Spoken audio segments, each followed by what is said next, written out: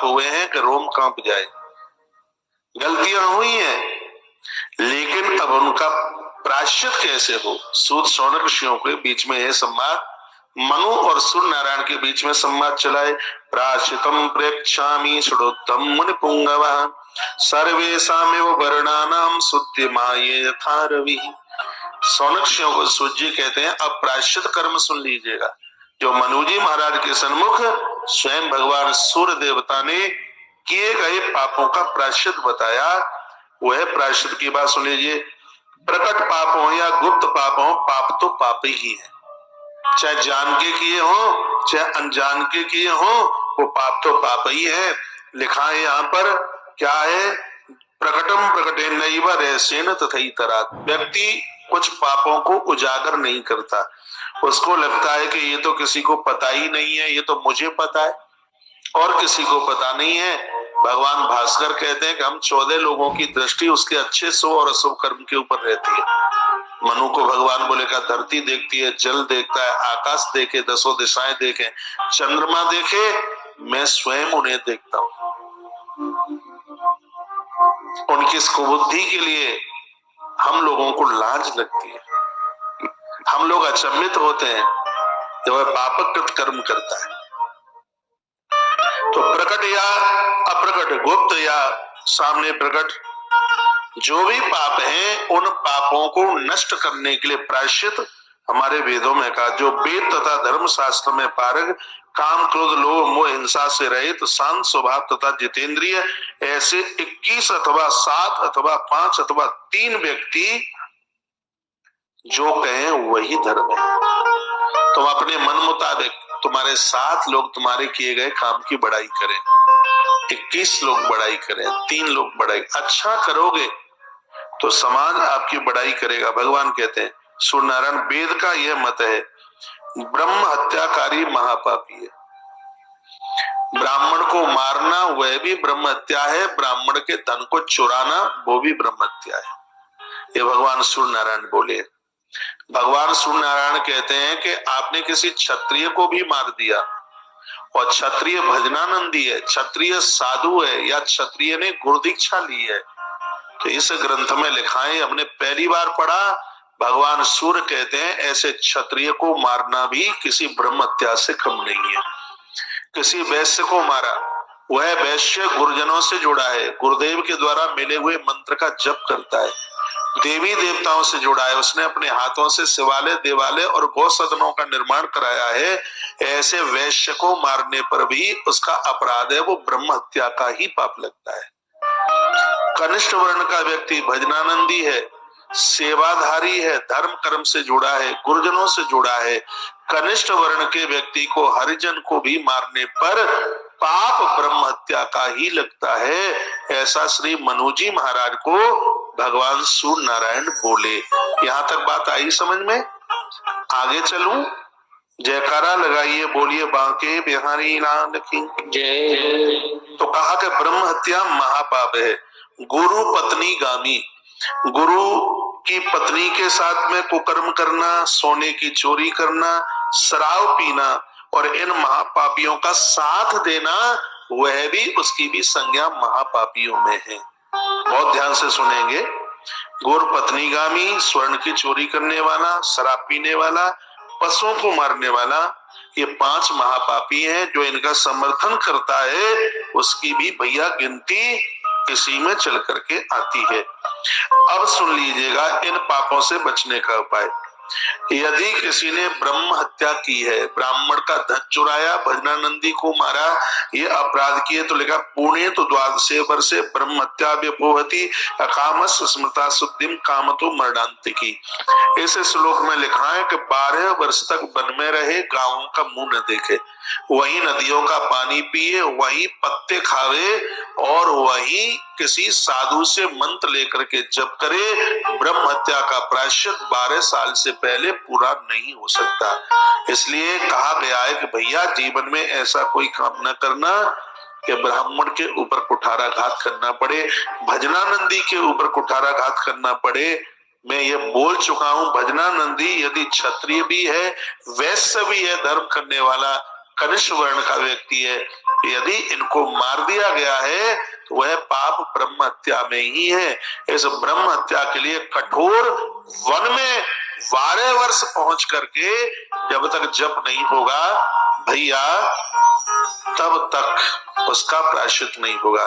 जुआ खेले हैं, शराब पिए हैं, नारी का मारण किया है, जुआ खेले, शराब पी, पशुओं की हिंसा की, स्त्री को मारा, इसके लिए भी प्रायश्चित 12 वर्ष वन में रहने का है। अब आ जाइए महाभारत में, क्या है पांडवों का 12 वर्ष का वनवास, आप समझ सकते हैं।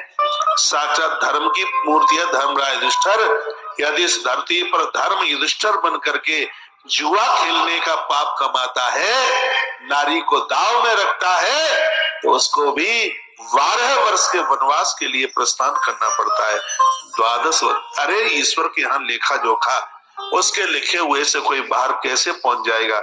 स्पष्ट लिखा है कि पुणे तो 12 वर्षे ब्रह्म हत्याम व्यपोहति, ब्रह्म हत्या जैसे महापातकों से बचने के लिए 12 वर्ष वन में रह करके प्रायश्चित करना पड़ेगा भैया, तब इस अपराध से उसको मुक्ति मिल सकती है। जो किसी की सैया का हरण करता है, दूसरे के अन्न का हरण करता है, आहार का हरण करता है, ऐसे उस पतित व्यक्ति के पापों का वर्णन किया गया। उस व्यक्ति के लिए 3 वर्ष वन में रह करके तपस्या का विधान बताया। शुद्धो भवत वेद्यः वर्णा वा यत पिबेत गौमूत्रम वा घृतम वापि तत्पातान मुच्यते। जो लोग दूसरों का जूठा खाते हैं, और आजकल मर्द स्त्री को आदत है कि एक ही थाली में पाम पसार करके, उनके तो पेट में हजम ही नहीं होता तब तक जब तक वो एक थाली में एक दूसरे का जूठा ना खा लें, तब तक एक दूसरे का जूठा खाते हैं। इस ग्रंथ में भगवान सूर्य नारायण कहते हैं, एक दूसरे का जूठा खाने वाले लोग 3 दिन तक करें उपवास और गौ माता का पंचगव्य लें, तब वो शुद्ध होंगे, नहीं तब तक वो शुद्ध नहीं है। कितनी अच्छी बात कही, कितनी मलुक बात कही। गौमूत्रम वा घृतम वापि तत्पापान मुच्यते ध्वजा। गौमूत्र लेना पड़ेगा, थोड़ा घृत लेना पड़ेगा, तब शुद्धि मिलेगी। इसलिए प्रेम बड़ा भले ही कितना बना रहे, लेकिन एक दूसरे की जूठन मत चाटिए। एक बार जयकारा लगाइए, बोलिए बांके बिहारी लाल की जय हो। बातें आ रही हैं समझ में, थोड़ी बहुत आ रही है। जय जय श्री राम, जय श्री राम। और सुन लीजिए, यस्य यस्य च संपाति सहयोगी भवतध्वजा तस्य तस्य व्रतम कुर्यात् तत्पापान् मुत्तते।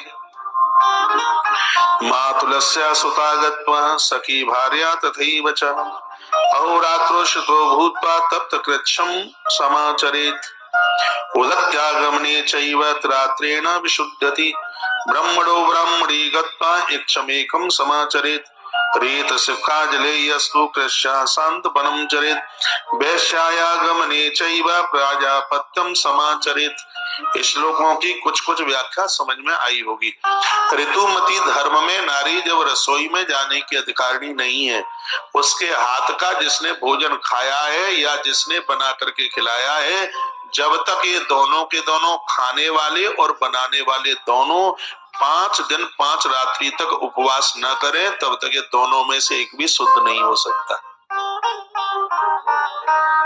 बुरा लगे तो सूर्य भगवान को कहना कि तुमने ऐसा क्यों लिखा। वाणी उनकी है, दास बस आपके सामने उस बात को परोस रहा है। वो महीने के कुछ ऐसे दिन हैं जहां नारी पूजा पाठ में नहीं जा सकती, मठ मंदिर नहीं जा सकती, रसोई में भी नहीं जा सकती।